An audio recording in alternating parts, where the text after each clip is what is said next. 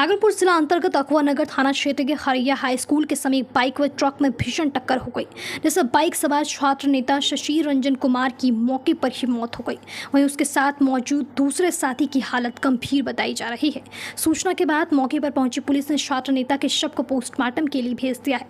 पूरी घटना को लेकर पुलिस घटना की छानबीन करते हुए ट्रक को हिरासत में लेकर घटना की छानबीन में जुट गई है। घटना के बारे में बताया जा रहा है कि बाइक पर 2 लोग सवार थे।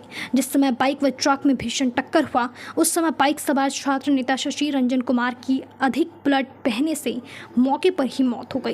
वहीं बाइक पर सवार दूसरा युवक गंभीर रूप से घायल हो गया है। उसका नाम दीपक कुमार बताया जा रहा है। उसका स्थिति नाजुक बताई जा रही है। दोनों हरैया गांव के ही रहने वाले बताए जा रहे हैं। हादसे के बाद पूरे इलाके एवं परिजनों में कोहराम मच गया है।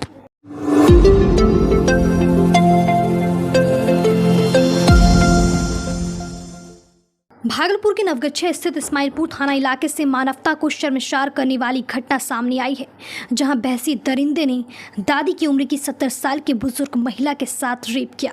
बाद में केस को मैनेज करने के लिए महिला की इज्जत की कीमत 25,000 रुपये लगाई गई। आरोपी को बचाने के लिए गांव में पंचायत बुलाई गई और मामले को रफा दफा करने की कोशिश की गई।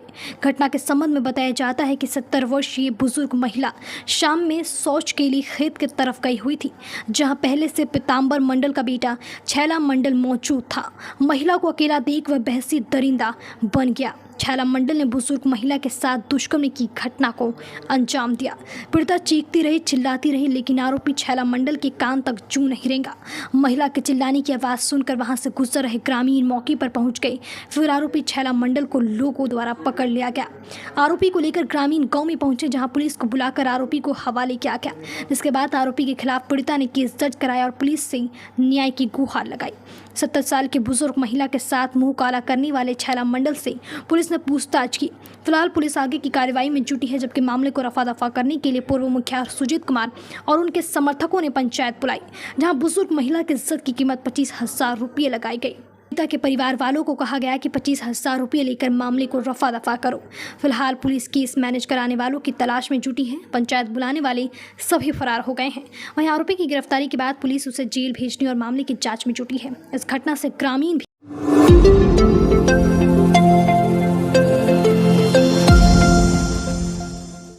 भागलपुर के शाक्षक थाना क्षेत्र में स्वास्थ्य विभाग का कर्मचारी टीकाकरण अभियान को लेकर घर घर जाकर जागरूक कर रहे थे। इसी बीच कुछ असामाजिक तत्वों द्वारा स्वास्थ्य विभाग का कर्मचारी अमित कुमार के साथ मारपीट किया, जिससे अमित कुमार के सिर और गर्दन में गंभीर चोट लगने के बाद अमित कुमार को इलाज के लिए भागलपुर के सदर अस्पताल लाया गया।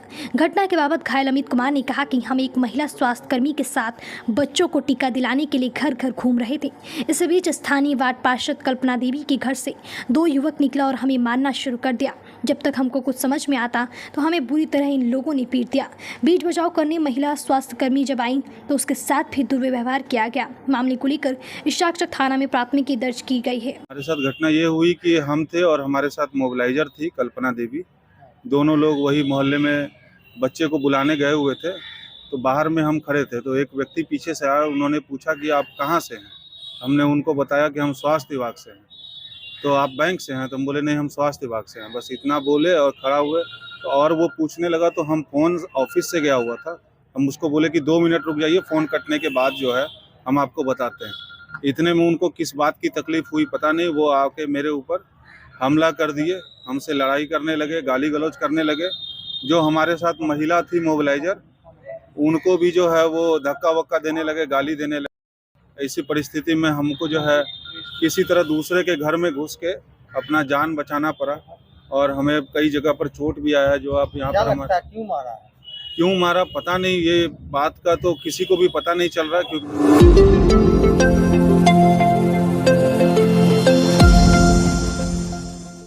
मुंगेर जिला के रहने वाले शंकर पंडित 7 मार्च 2019 से मुंगेर के जेल में बंद था। शंकर पंडित को जेल प्रशासन के द्वारा मारपीट किया जाता है एवं शंकर पंडित को जेल प्रशासन के द्वारा खाना भी नहीं दिया जा रहा है। इसको लेकर शंकर पंडित पिछले 48 दिनों से केंद्रीय कारावास में अनशन पर बैठ गए हैं। इस पूरे मामले को लेकर शंकर पंडित की पत्नी किरण कुमारी लगातार जिले के वरीय पदाधिकारी के कार्यालय का चक्कर लगा रही है। शंकर पंडित की पत्नी किरण कुमारी ने कहा कि मेरे पति हत्या के मामले में 22 जुलाई 2014 से जेल में बंद है। मेरे पति को 7 मार्च 2019 को न्यायालय के द्वारा आजीवन कारावास की सजा दी गई है। सजा के बाद कारा प्रशासन ने मुंगेर से भागलपुर केंद्रीय कारा में स्थानांतरित कर दिया गया है और अभी वर्तमान में केंद्रीय कारा में बंद है।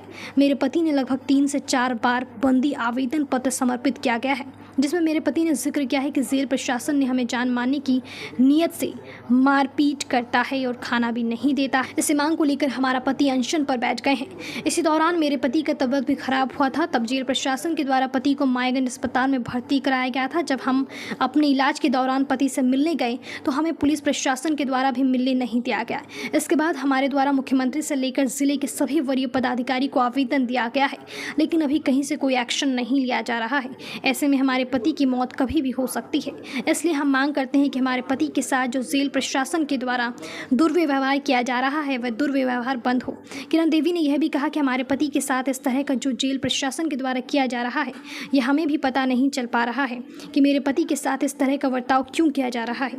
यदि हमारे पति को इंसाफ नहीं मिलता है और यदि कुछ हो गया तो हम लोग भी अपने बच्चों के साथ जान दे देंगे। मेरे पति जो है ना 3 जुलाई से लेके अभी तक अनशन पे बैठे हुए हैं। 48 दिन हो रहा है, उनका जिंदगी और मौत से जूझ रहे हैं। वो बहुत तकलीफ से जी रहे हैं, वो बहुत तकलीफ से गुजर रहे हैं। वो उनको कोई हम सभी पदाधिकारी के पास गुहार लगा चुके हैं, सघन आवेदन दे चुके हैं, लेकिन कहीं से कोई रिप्लाई नहीं आ रहा है, नहीं कोई सुनवाई किया जा रहा है। हमारे 2 छोटे छोटे बच्चे हैं, हमको कोई देखने वाला नहीं है, कोई देखने वाला नहीं है। हॉस्पिटल में भी जब मैं तब लेके चले आते हैं कोई जानकारी नहीं दिया जाता है। मैं बिहार के मुख्यमंत्री से आग्रह करती हूँ कि मेरे पति को देखा जाए, मेरे पति का इलाज किया जाए।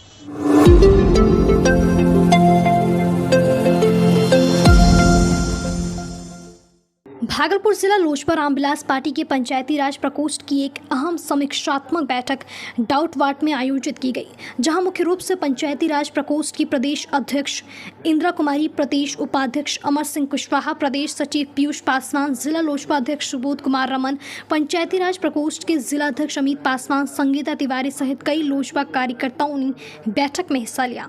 वहीं जिला लोजपा अध्यक्ष सुबोध कुमार एवं पंचायती राज प्रकोष्ठ के जिला अध्यक्ष अमित पासवान ने प्रदेश अध्यक्षा इंदिरा कुमारी का जहां स्वागत किया, वहीं लोजपा के प्रदेश अध्यक्षा इंदिरा कुमारी ने कहा कि आगामी विधानसभा चुनाव की रणनीति को लेकर संगठन की एक संगठनात्मक बैठक हो रही है, जहां पंचायती राज प्रकोष्ठ के अलावा सभी विंग के पदाधिकारी शामिल हैं।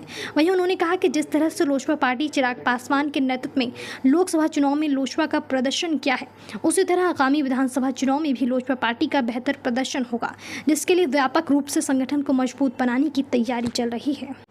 बैठक पंचायती प्रकोष्ठ प्रदेश अध्यक्ष इंदिरा जी, जो लोक जनशक्ति पार्टी रामविलास की पंचायती राज की प्रकोष्ठ अध्यक्ष है, उनकी समीक्षा बैठक है जिला वाइज। आज मैं भागलपुर जिला का समीक्षा कर रही हूँ। उसमें हमारे पंचायती राज के तमाम पदाधिकारीगण आए हैं और साथ ही साथ जिला के मेन विंग के भी लोग हैं, साथ में इनके सहयोगी सब भी आए हैं।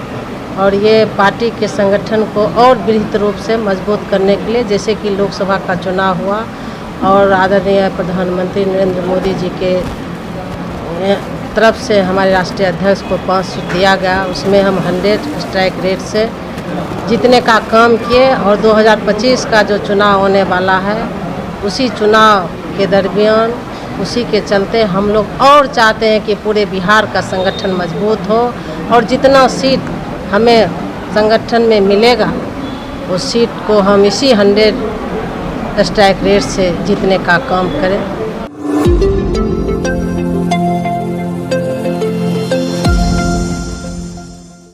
रक्षाबंधन के दूसरे दिन अपनी बहन के यहाँ से कलाई पर राखी बंधवा कर भाई वापस लौट रहा था तो रास्ते में पुलिस के द्वारा मारपीट की गई और बैग से पैसा छीन लिया गया।